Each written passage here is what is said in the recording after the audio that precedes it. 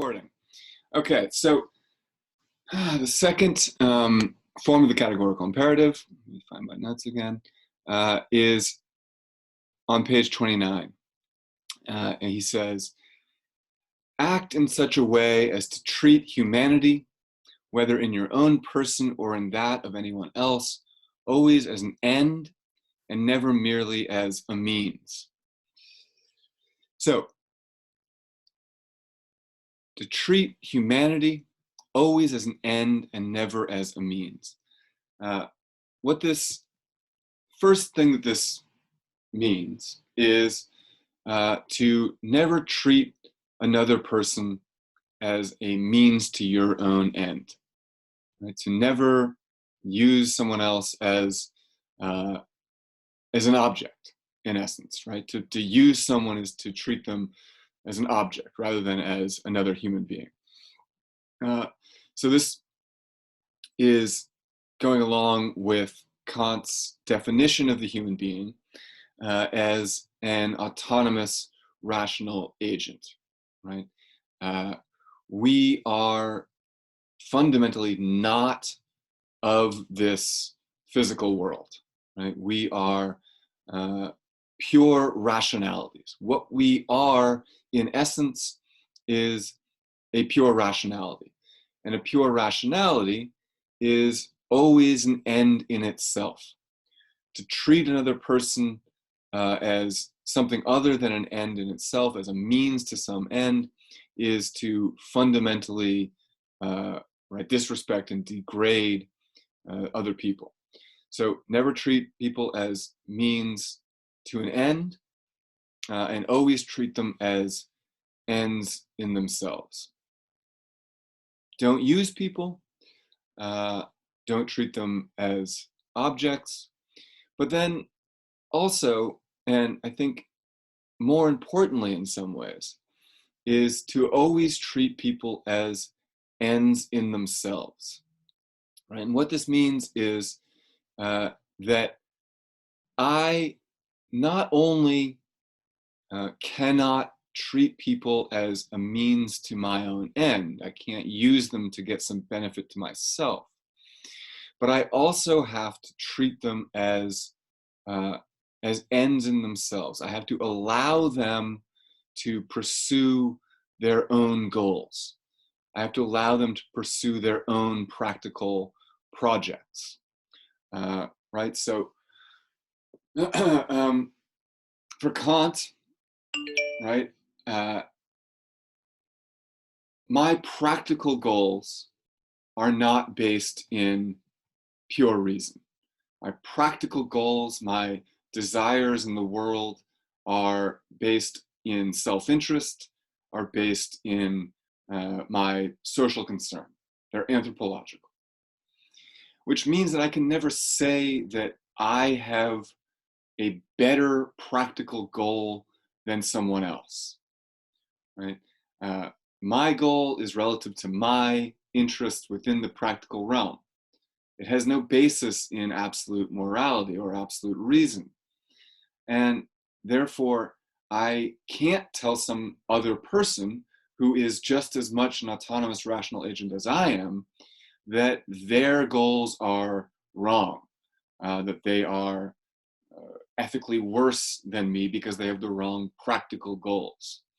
I can only evaluate someone based on whether or not they follow the categorical imperative or not, which means that lying is wrong, committing suicide is wrong, but if we disagree about whether or not there should be Medicare for all or something like that, right, I have to respect that my goals are not going to be universalizable, and I can't force someone else to have the same goals as me. I have to live in the reality that other people are going to have different practical goals than I am.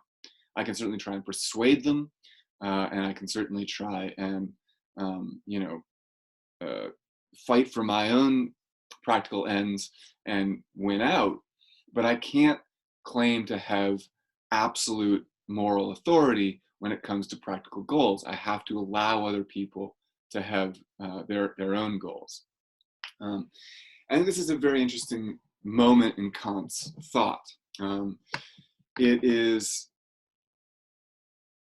interesting that for a universalist like Kant, who says that there are universal laws of morality that all people have a duty and obligation to follow, there are imperatives for people to follow, because he's so strict about what counts as a categorical imperative, he's also very open to the idea that most of our values are relative to our culture, our historical period, and ourselves. And that we can't say, for example, one person is better than another, or one culture is better than another. Again, this is part of that larger sort of paradox and enormous problem that I mentioned in the last video about the relation between universalism and racism and cultural chauvinism, right? So how can Kant, on the one hand, say all practical goals are equal, and then make an argument about superiority of Western culture? And this is one of the paradoxes of Kantian thinking. But it's interesting that he is very explicit about saying that no practical goals have really any moral content at all. And in saying this, he's really the first philosopher to outline what is sometimes called an other-oriented ethics, an ethics that respects the other person as other. We all have the same form of subjectivity, and we all have the same capacity for reason. But those universal characteristics leave a lot of room for diverse opinions, diverse goals and perspectives on what's right and what we ought to do in the world. So an other-oriented ethics is one that acknowledges that other people are going to have different ideas about the good than I do, and I have to make room for that. I have to respect that heterogeneity, right? That difference. So what Kant is in some way pushing back against is the fundamental rule of ethics, right? Which is the golden rule, to treat other people as you would be treated yourself. What Kant is saying is the way that you want to be treated may not be the way that someone else wants to be treated. And you can't insist that the way that you want to be treated is the way universally that all people should be treated. You have to acknowledge that there is no pure rationality to that, right? Kindness or generosity or whatever these cultural values may be. They're, again, anthropological, not moral. And I can't foist my own expectations on someone else. I have to let the other person be other. I have to respect them as in their difference from me. And so Kant is, I think, there's a 20th century philosopher, French philosopher Jean-Paul Sartre, who in a play called No Exit writes a very famous line where he says, "Hell is other people." And this is, I think, part of what Kant is getting at here, right? You can never ask everyone to be the same as you. And life in the practical realm, in the physical realm, will inevitably always require living with people who don't agree with you about what the best practical goals are. And the goal of morality is not to force everyone to have the same practical goals. It is to respect other people as ends in themselves, as rational agents who should be given the freedom to decide for themselves. As long as they aren't breaking the rational moral law, we have to tolerate difference of opinion. So in this sense, Kant is also a sort of traditional liberal philosopher, in the sense that he's thinking about, well, what are the conditions under which a democracy can work, right? How are we going to self-govern if we all have these different practical goals, different self-interests, and our self-interest is often going to conflict with the interests of other people.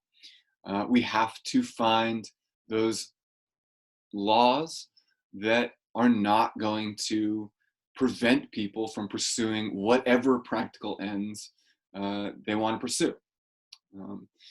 So in that sense, Kant is an interesting ethicist of sort of democracy and difference, and the validity of different perspectives on the same question or problem within the practical sphere.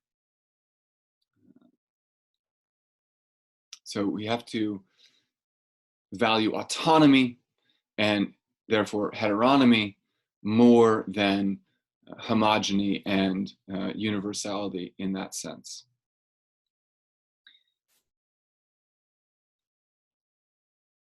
So this also connects back to why Kant thinks we should not lie to the murderer, right? Why we should tell the truth to the murderer. Yes, he's a murderer. This person's a murderer with bad intent, right? Tends to do harm and suffering and create suffering.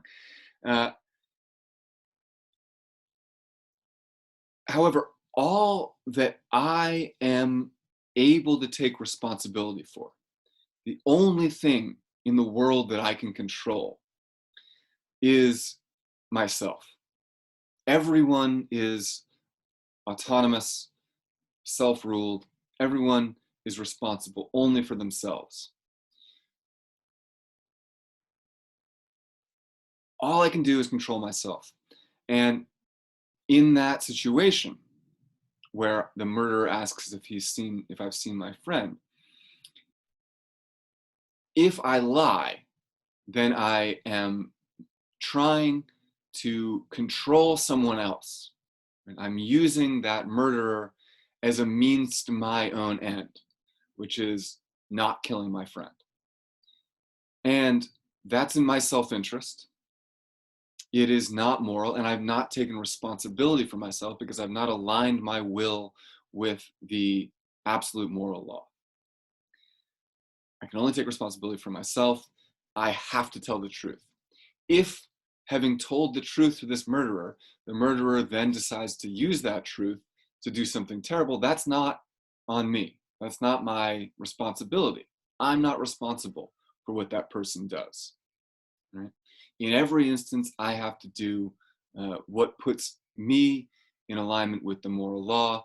And if by following the moral law, I put someone else at risk or give an opportunity to someone else to do something bad, that's not my responsibility. That's on the other person. So however sort of strange and counterintuitive that idea of Kant's is, that you should tell the truth to the murderer, it's consistent with his idea, right? In the first place, I can't use the murderer as a means to my own end. I can't ever break the categorical imperative, and I can only ever expect to be in control of myself, and I have to allow other people to pursue their own ends, regardless of how much they may be in conflict with my ends.